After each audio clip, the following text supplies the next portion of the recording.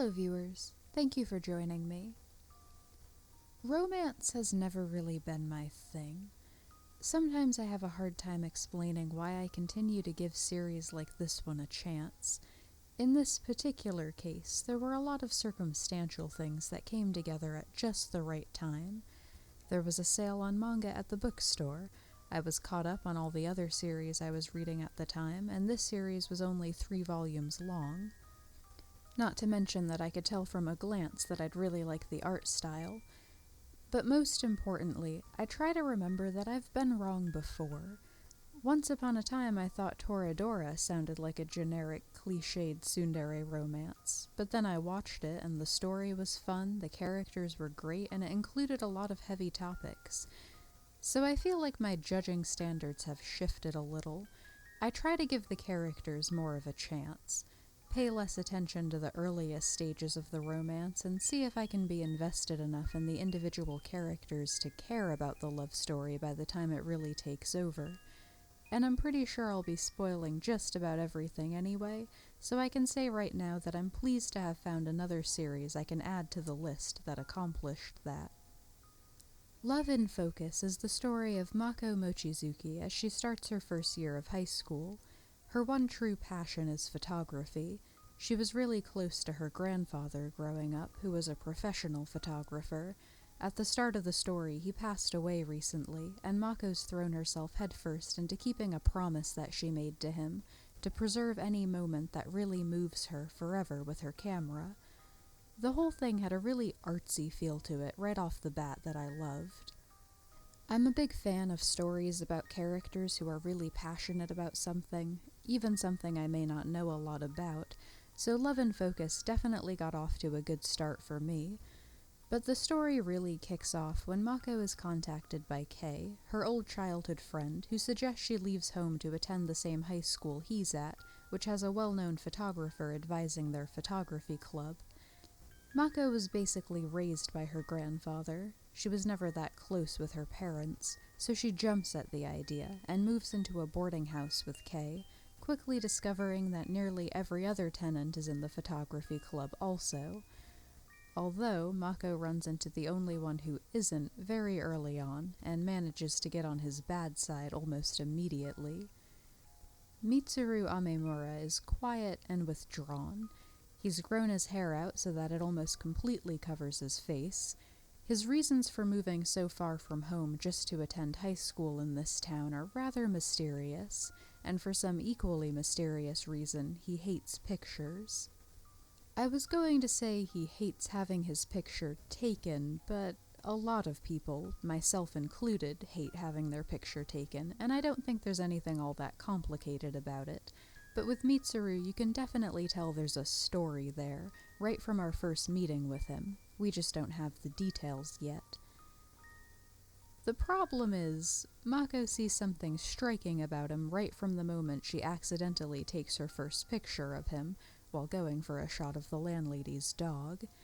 Even without being able to see his face, she's drawn to him, and would like to uphold her promise to her grandfather and continue to explore this feeling through the lens of her camera, which, of course, Mitsuru's not on board with, so Mako has to find a way to befriend Mitsuru and convince him to let her keep taking his picture.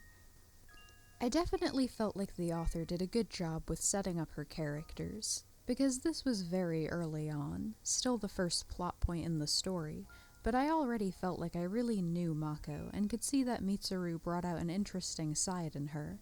She's not generally a rude or pushy person, just very straightforward, a side effect of being a little naive, and very single-minded when it comes to her photography. She's very talented also, and she's never really met any resistance to her passion before, so it was interesting to see her struggle to stay on Mitsuru's good side. It's so second nature for her to take pictures first and think about what she's doing afterwards that she crosses those boundaries more than once during their early days together. Kei's pretty straightforward too, which makes the love triangle clear almost from day one. It's also where Mako's naivete really becomes apparent, because he's not subtle about his crush on her. I'm pretty sure every single one of her new friends at the boarding house questions their relationship at some point, but Mako brushes them all off with that familiar, "oh, he's like a brother to me" refrain, and honestly never considers that he may see her differently right up until he's literally confessing his love to her. If I have a history of not typically liking romances, then it's safe to say I've really hated love triangles in the past. But I'm doing my best not to hold on to old prejudices and to give everything a fair chance. Once again, I can say that I have seen it done well before. I think Twinkle Stars, another manga series I reviewed more than a year ago now, was the first one I really enjoyed, and which gives me hope that it can be done well again. In its case, both of the love interests were likable and well fleshed out as characters. Their relationships and experiences with the main protagonist were as different as they were, and those differences caused them to each have their own view of who she was and what would make her happy, which felt really realistic and which I liked. Twinkle Stars ends up going with what I thought was the obvious route, the one being set up from the beginning, but I honestly wouldn't have been disappointed if they'd switched things up a little and she fell for the other boy instead. It was the first time I'd really had that experience with a love triangle, and it's not because I wasn't invested. The boys were just both so likable and relatable in their own ways that I felt she could have been happy with either one. And now that's really become something I look for when I'm judging a new love triangle. So by that standard, Love in Focus isn't bad. It's got very much the same sort of dynamic as Twinkle Stars actually, with one being the childhood friend who's had a crush on the oblivious main protagonist for a long time, and the other being the sort of shady newcomer Mako is drawn to from their first meeting. Kei got on my nerves a little. I think he is generally the nice guy Mako thinks he is, but he doesn't have the excuse of being oblivious, because she tells anyone who asks that she doesn't see him the same way.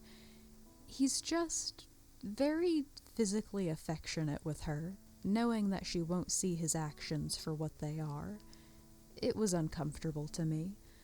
The only time he really annoyed me was the very end of Volume 1, though, where after weeks of watching Mako and Mitsuru grow closer, he corners Mitsuru and warns him to stay away. There's nothing I hate more about romances than possessiveness, especially when the couple isn't even established yet. I think for that reason, the series lost me a bit in the middle. Volume 1 was really good about taking the time to set up the characters. Then it really focuses in on the romance in Volume 2, and I guess it just felt a bit soon. But it does continue to develop the characters. Mitsuru comes to admire Mako's sincerity and straightforwardness, and agrees to let her take his picture, so long as he gets to see them and approve anything she wants to do with them. And Mako slowly starts to realize that she may love something other than photography. But meanwhile we get Kei's backstory, which did help to soften me back up to him a bit, and he confesses his feelings to her before she can make sense of her feelings for Mitsuru. Volume 3 really brought things back around for me. I think my favorite thing Kei does is suggest they start dating on a trial basis, because his confession really caught her off guard and she doesn't know how to react. It wasn't something I'd ever seen before, and I really liked it. Usually those big love confessions are treated like a life or death matter, even though they're like 17. Like if the relationship doesn't work out right now, there's no chance it ever will. Which, I guess is a suitably teenaged way to look at it, but it's a little hard for me to take seriously. I could really relate to Mako in this last volume, though. She knew zero about dating, and you could see her learning a little about herself with each new experience, and I really felt that. Meanwhile, we finally get Mitsuru's backstory and learn that he was a child model who grew less and less enthusiastic about it as he got older. I believe it was something his parents had kind of pushed him into to start with. He ended up quitting entirely when he entered middle school, but then started receiving threatening letters and just generally being stalked by the mother of one of the other models, who felt he'd stolen her son's career and then just thrown it away. This was something I could really get into too. Like I said before, as someone who hates being told to pose for a camera, his reasoning didn't have to be anything complex, but I've always found the mentality of child celebrities to be interesting. I'm not surprised so many crash and burn, and then hopefully recover.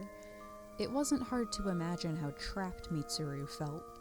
He moved so far away and tried to make himself unrecognizable precisely because quitting the job wasn't enough to really escape it. But getting to live anonymously, well, under the same name, but free from his past, wasn't enough to make Mitsuru happy. He was left feeling a little haunted by the knowledge that he'd run away from his problems. It's a big part of why he's so inspired by Mako's tendency to tackle her problems head-on. I began this with the warning that there would be spoilers, and also that one of the love interests was a more obvious choice. I don't think it'll surprise anyone that she ends up with Mitsuru, and I liked the romance in this story just fine. I liked their connection and the driving forces behind their attraction. I really liked each of the characters and their stories. If anything, I think both aspects were just a little bit rushed. Its length was one of the things that first drew me to it, but I really wish it had been stretched out another volume or two. I think it would have been beneficial to the romance also, but this is especially true for the individual character stories. Big things happen for both the boys in Volume 3, and they both felt a little rushed. Mitsuru gets a letter from the woman who was harassing him, asking to apologize after all these years. And after Mako breaks up with him, Kei returns home and has his first real talk with his father, ever. He comes from a very proper, overbearing family, and met Mako in the first place when he had snuck out of the house to avoid his lessons. She helped him hide, he started taking photography lessons from her grandfather also, and things just went from there. Honestly, there were so many elements to Kei's story that I'm surprised it was introduced at such a late stage. Basically, his father's a doctor and wants his sons to follow the same path. Kei spent his whole life in the shadow of one of those ever-perfect older brothers and rebelled against this, wanting to follow his passion for photography. When they finally sit down and talk about it, though, Kei learns that his father also had an overachieving older brother, and as the younger son was treated like he'd never amount to anything, so he ran away and opened his own hospital. It was a really nice parallel to Kei's story, and I wish we'd gotten to see more of it. And then on the other side of things, Mitsuru goes to meet with his former stalker and finds that she's just a regular person, and he finally finds the courage to stop hiding. The threat of this woman who he'd built up as a monster in his mind, the threat that was running his whole life, was almost non-existent in reality. That was something I could really relate to.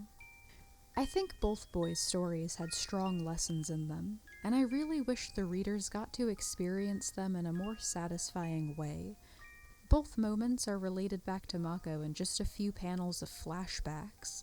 That was where I really felt the series suffered for only being 3 volumes.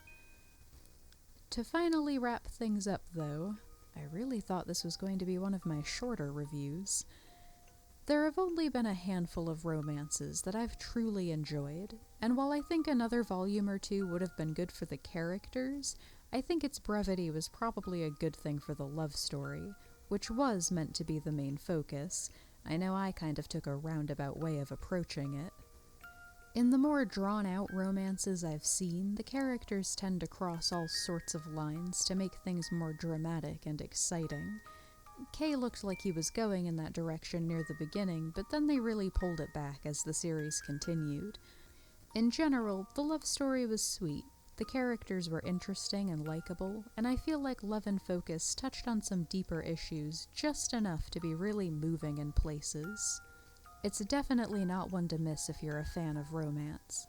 With only 3 volumes, the whole series can be read in just a few hours, but I'd also understand if you wanted to stretch it out a bit. Thank you for watching.